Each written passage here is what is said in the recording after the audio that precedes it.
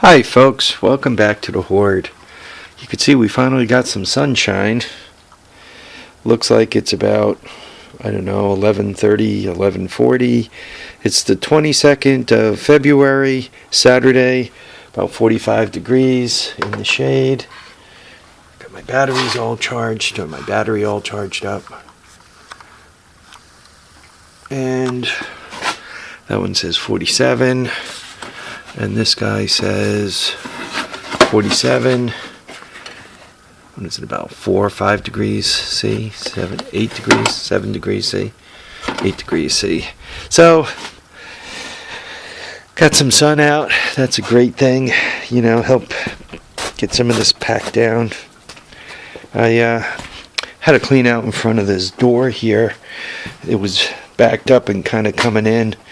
So, I also tried to walk out there a bit, crunch it down, but very quickly my hip didn't like it, so we stopped that behavior, right? Don't need to screw things up.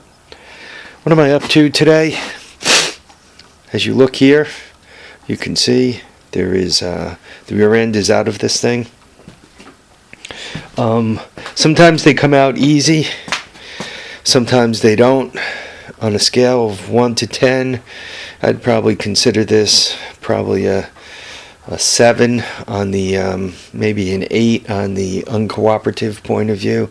It was a bit of a pain in the butt. You can see a grinder on the floor. That is not a good sign. The upper bolt here, the one that went here, would not come out, so we had to have a little talk with it, right? So I was asked a question. Could these rear ends be recycled after they seize? And the answer is, yeah, just about anything could be fixed. But let's take a moment to look at this. Obviously, it fought me to come out, and this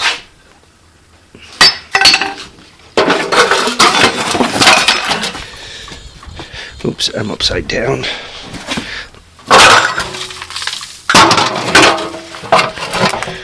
No, I was right side up. Here. Give me a moment. This upper bolt here, I got the sun in my eyes, so it's hard to see. I'm not sure what you guys can see. This upper bolt here, if you look in, there's no threads or anything. Let's see if I can zoom in. Right, you could see it's just a hole to nowhere. That's because the nut that's welded on broke off. You can kind of see if you look down here. I think you can see. Right, you can see threads right down there. Oops. Right, you guys could see that. I think. I hope. So that's what's wrong with this. Now, to get in there,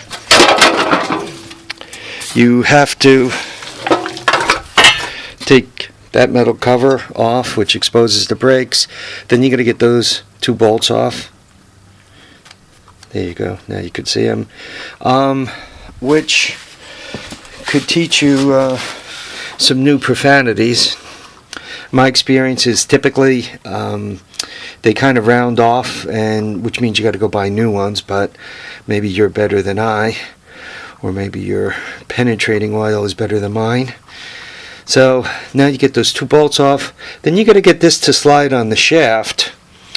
It's probably rusted on, but let's say you're lucky enough to get that to slide on the shaft. So now you got the whole thing taken apart. Then you got to kind of thread a bolt through. I guess I would thread it through, tighten it, tack it on to this casing, right? And then you got that part done. Then you gotta get the axle out. Hopefully it's not seized to the bearings, and hopefully you could do it without ruining the threads on both sides. But let's assume you could do that. You managed to beat the axle out. Once again, an experience that typically is not all that enjoyable. But once again, let's assume you could do that. Then you got to replace the bearings. Bearings are, you know, between 40 and 50 bucks delivered to your house. I got to imagine the nuts here got to be another 25 or so. So you're on your way toward that $75 bill that I bought a complete functional rear end for. I mean, I guess the argument could be that you have a rear end with new bearings in it, you got it all set up, and you're all ready to go. It's a matter of what you're trying to do. But if I happen to get one, like this one is coming in from Arizona, I believe. And typically the ones that I get from California, Arizona, they're not all rusty like this. Here in the Northeast, you know, a lot of like to take these things swimming. If you watch one of the channels on YouTube, Tom Martin's channel, I mean, he literally has his bikes in water all summer. So I find that typically is what brings these bearings to a quicker death. But can they be rebuilt? Yes. Given the cost, the amount of time, suffering, and pain, I have a tendency, and this is me, right, to just, if I could get one for 75 bucks delivered to the house, right, why not? About putting this new one in, this one, if you could see these, the thread holes are fine, right, they look good. It's just a matter of bolting it in, but I don't have 4 bolts anymore, right? One of them I obviously had to cut, and the other one on that side, on the brake drum side, I don't know if you guys could see how crappy that is. Just a little trick with these. I'm going to get new bolts. I'm going to have to look these up and order them. I normally try to put a slot. The one-handed man, right? Where did I put this?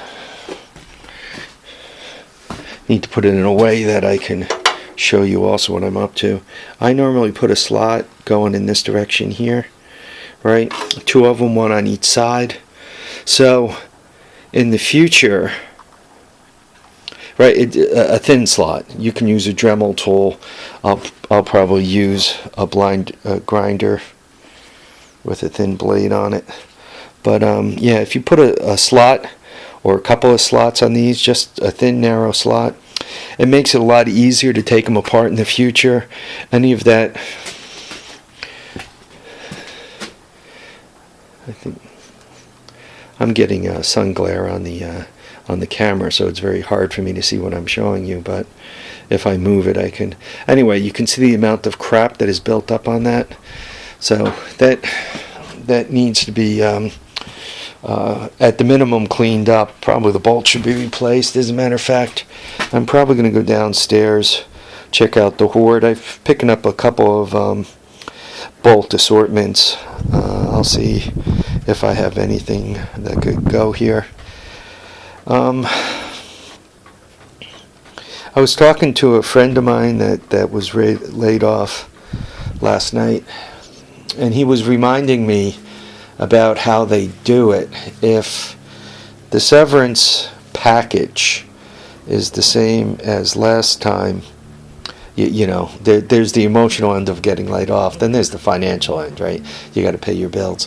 The way the severance package works is here in New York they have something known as the WARN Act. So they got to give you 90 days warning. What? All right, see you later. No thanks. The wife. Anyway, so they got to give you 90 days warning. So they give you 90 days warning and you're sitting home. But during that 90 days, you cannot go, Well, you can go get another job, but they could call you back, right? So here you are sitting home, and yeah, I mean, you're being paid, and you have your benefits package and all that kind of stuff. So it'll be a great time for making YouTube videos, right? I'll be basically getting paid like I have a job to make YouTube videos for 3 months. But then after that, you're officially laid off, and they give you whatever severance package, 1 or 2 weeks per year, up to a certain number of weeks, right? They cap it. And that was the last one. He says the 90 days is the most infuriating because you're getting phone calls. We hear there's a job in such and such a place, and you start looking at websites, and you say, oh, look, there's a job in China, and they're willing to pay X amount of yuan. And now you do the conversion, and you try to figure out if you want to stay with the company, if you're willing to work for that amount of yuan, right? And so that's the next strange bit. Tuesday, I'll find out if I'm gone, and according to my sources, or Tuesday, Wednesday, I'll find out if I'm gone. According to my sources, I am. And then I have 90 days of sitting around wondering if I'm really gone, or if they're going to find me something else, or change my shift, or move my location, or whatever they're going to do with me. At the end of the 90 days, you finally get the, goodbye, here's your check, good riddance, turn in your computer, all that trivia. So this whole thing drags out for a bit. If during the 90 days you decide to get cranky on them and tell them to go screw themselves, they say sure, no problem, you're fired. Well, firing doesn't include a severance package. Firing doesn't include the WARN Act, the 90 days. Firing doesn't include unemployment, right? You quit, or if you quit, right, you don't get unemployment. So you're basically dangling on a string for 90 days, wondering what to do. For me, once again, it'll be 90 days where I guess they're paying me to make YouTube videos, and I'll come up here and play with the toys. You guys will see a lot of me. I'll still have my normal paychecks coming in, so I'll be able to continue a certain amount of bad behavior of keeping an eye on Craigslist and seeing if I can't find the next distraction, the next project. All right, folks, I keep making these really long videos. I should shorten them up a little bit. Thanks to the folks who watch them to the end. I do appreciate that, right? Thanks for watching, commenting, subscribing. Remember to keep your tires down, your handlebars up. And you know what? It feels really, really good to be in the garage. I mean, you folks live all over the place, all over the world, quite literally.